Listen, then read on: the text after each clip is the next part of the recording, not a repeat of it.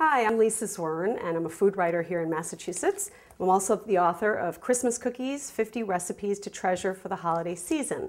Sometimes, though, we would like to make something that doesn't require an oven, and that's what we're going to do here. We're going to make Rocky Road Bites, which are all about chocolate, and it's a no-bake cookie. It's basically a mixture of melted chocolate with all these yummy things that we're going to add in. We're going to add in marshmallows, chopped walnuts, and graham cracker pieces. The graham cracker pieces are going to remind us of the cone of our favorite ice cream flavor, at least mine, which is Rocky Road, which is the chocolate, marshmallows, and walnuts. So first what we're going to do is we are going to use 10 ounces of chocolate. And I'm not aware of any chocolate bar that comes exactly at 10 ounces. So what you do need is you do need a scale. A good kitchen scale could be analog or digital, but you need to weigh out 10 ounces of chocolate and chop it about this, coarsely. It doesn't have to be too fine. And what we're going to do is we're going to melt the chocolate over a double boiler.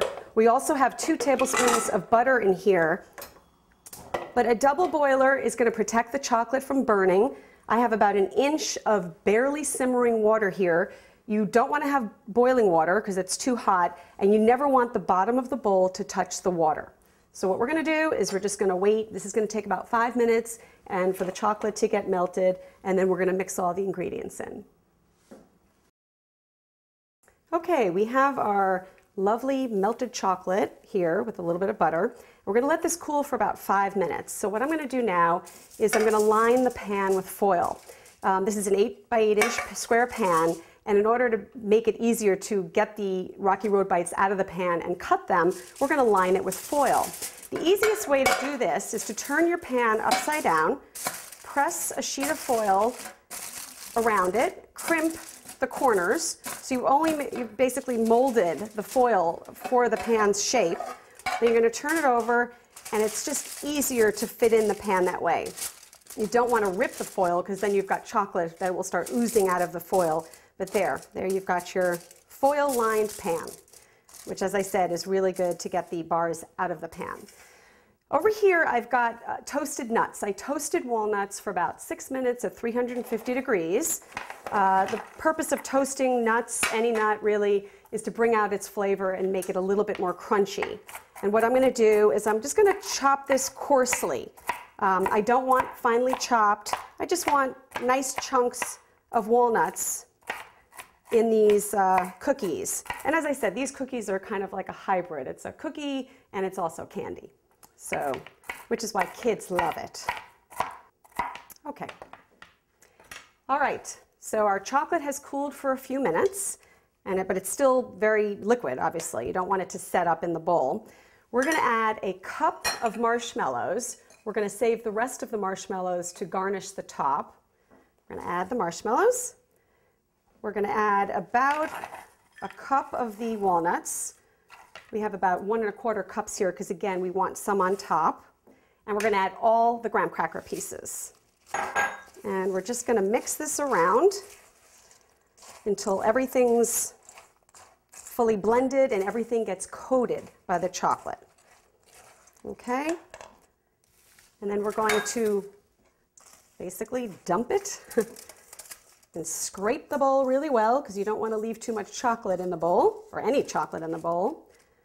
We're going to empty it into the pan. And it may look like it's not enough, but trust me, it is. And we're going to spread it.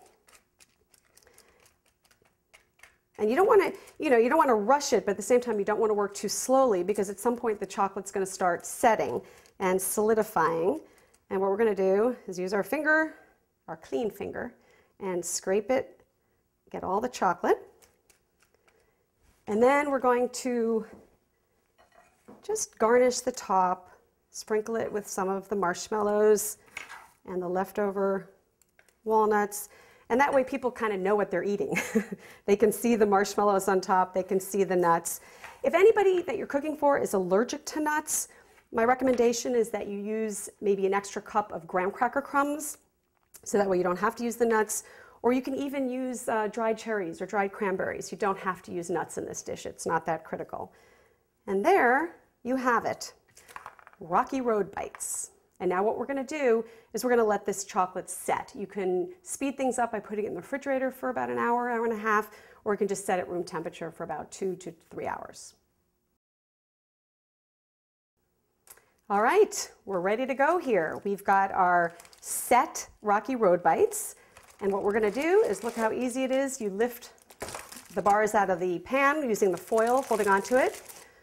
We're going to peel down the edges and cut this into squares. Now there's 2 ways to do this. You can use a very sharp chef's knife and press down and cut this into squares, or cut it into rows, or you can use a bench scraper.